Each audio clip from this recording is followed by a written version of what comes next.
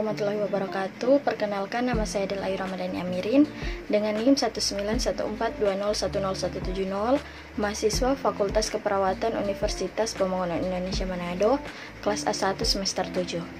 Pada saat ini saya akan memenuhi tugas UTS dari mata kuliah Keperawatan Bencana yang diampu oleh dosen Nurse Doni Sains Solar Escape MKAS. Tahapan dan kegiatan dalam penanggulangan bencana yaitu 1. Prevention, 2. Mitigasi bencana, 3. Kesiapan, 4. Peringatan dini atau early warning, 5. Tanggap darurat, 6. Bantuan darurat, 7. Pemulihan, 8. Rehabilitasi, dan 9. Rekonstruksi. 1. Prevention, yaitu upaya yang dilakukan untuk mencegah terjadinya bencana jika mungkin dengan meniadakan bencana, misalnya 1. Melarang pembakaran hutan untuk perladangan, 2. Melarang penambangan batu di daerah yang curam, dan 3. Melarang membuang sampah sembarangan. Yang kedua yaitu mitigasi bencana, upaya untuk mengurangi resiko bencana dan untuk mengurangi dampak bencana. Bentuk mitigasi adalah mitigasi struktur atau membuat tanggul dan rumah tahan gempa, dan yang kedua mitigasi non-struktur yaitu peraturan perundang-undangan atau pelatihan. Yang ketiga, kesiapan, serangkaian kegiatan yang dilakukan untuk mengantisipasi bencana melalui perorganisasian serta melalui langkah yang tepat, guna dan berdaya guna. Misalnya penyiapan sarana komunikasi, pos komando, lokasi evakuasi, dan lain-lain. Yang keempat yaitu peringatan dini atau early warning, serangkaian kegiatan pemberian peringatan segera mungkin kepada masyarakat tentang kemungkinan terjadinya bencana pada suatu tempat oleh lembaga yang berwenang. Pemberian peringatan dini harus 1. Menjangkau masyarakat, 2. Harus segera, 3. Tegas, tidak membingungkan, dan 4. Bersifat resmi. Yang kelima yaitu tanggap darurat, upaya yang dilakukan segera pada saat kejadian bencana untuk menanggulangi dampak yang ditimbulkan, terutama berupa penyelamatan korban dan harta benda, evakuasi, dan pengungsian. Yang keenam ada bantuan darurat. Bantuan darurat merupakan upaya untuk memberikan bantuan berkaitan dengan pemenuhan kebutuhan dasar berupa pangan, sandang, tempat tinggal sementara, dan kesehatan atau sanitasi dan air. Yang ketujuh ada pemulihan. Proses pemulihan darurat kondisi masyarakat yang terkena bencana dengan memfungsikan kembali prasarana dan sarana ke kondisi semula. Contohnya jalan, pasar, listrik, air bersih, dan puskesmas. Yang kedelapan ada rehabilitasi. Rehabilitasi adalah perbaikan atau pemulihan semua aspek pelayanan publik atau masyarakat sampai tingkat yang memadai pada wilayah pasca bencana dengan sasaran utama untuk normalisasi atau berjalannya secara wajar semua aspek pemerintahan dan kehidupan masyarakat pada wilayah pasca bencana, menghidupkan kembali roda pemerintahan. Yang kesembilan ada rekonstruksi, program jangka menengah dan jangka panjang guna perbaikan fisik, sosial, dan ekonomi untuk mengembalikan kehidupan masyarakat pada kondisi yang sama atau lebih dari sebelumnya.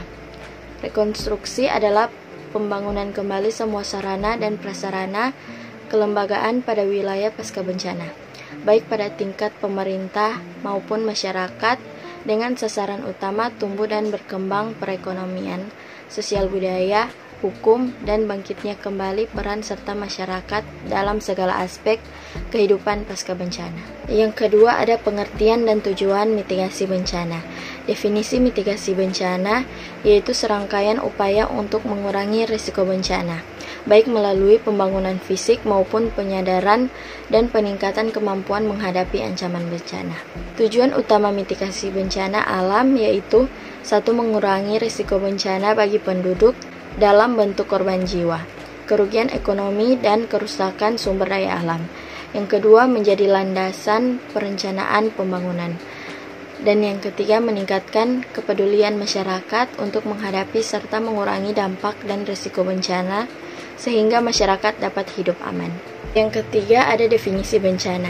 Bencana adalah peristiwa atau rangkaian peristiwa yang mengancam dan mengganggu kehidupan dan penghidupan masyarakat yang disebabkan baik oleh faktor alam dan atau faktor non-alam maupun faktor manusia. Bencana dapat diklasifikasikan sebagai berikut. 1. Menurut penyebab, 2. Menurut perkiraan, 3. Menurut waktu berlangsungnya, 4. Menurut frekuensi, dan 5. Menurut dampak. Bencana alam dapat memperbesar risiko penyakit yang dapat dicegah akibat perubahan yang merugikan pada bidang-bidang berikut. 1. Kepadatan penduduk. 2. Perpindahan penduduk. 3. Kerusakan dan pencemaran layanan sanitasi dan penyediaan air. 4. Terganggunya program kesehatan masyarakat. 5. Perubahan ekologi yang mendukung perkembangan vektor. 5. Perpindahan hewan peliharaan dan hewan liar. Dan 6. Persediaan makanan, air, dan penampungan darurat dalam situasi bencana. Definisi surveillance. Definisi surveillance menurut WHO adalah kegiatan pemantauan secara cermat dan terus-menerus terhadap berbagai faktor yang menentukan kejadian dan penyebaran penyakit atau gangguan kesehatan, yang meliputi 1. Pengumpulan analisis, 2. Interpretasi, dan 3. Penyebar luasan data sebagai bahan untuk penanggulangan dan pencegahan.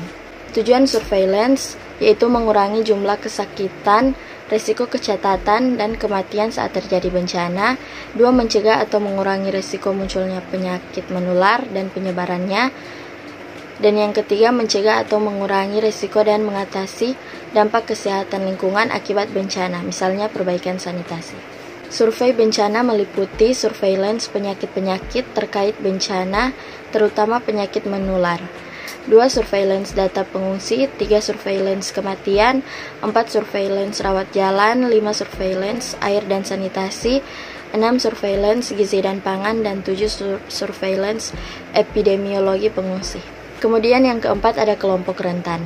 Definisi kelompok rentan dalam situasi bencana individu atau kelompok yang berdampak lebih berat diakibatkan adanya kekurangan dan kelemahan yang dimilikinya yang pada saat bencana terjadi menjadi berisiko lebih besar. Kemudian yang kelima ada mengidentifikasi asal dan risiko bencana.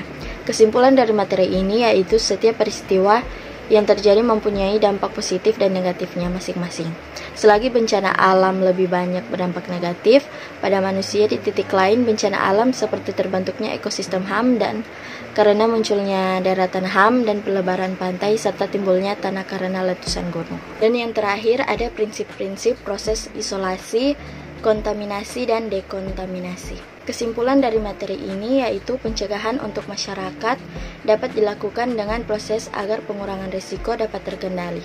Masyarakat perlu diarahkan agar dapat berpartisipasi dalam upaya ini agar tidak banyak yang terkena risiko dampak dari bencana yang terjadi. Demikianlah sedikit pemaparan video dari saya tentang keperawatan bencana, dan pada bagian penutup ini saya ingin mengajak teman-teman atau adik-adik yang baru lulus SMA atau SMK yang masih bingung mau cari tempat kuliah di mana.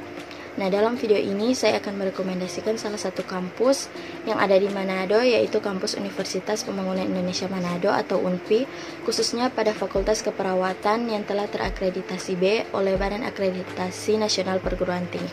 Terima kasih.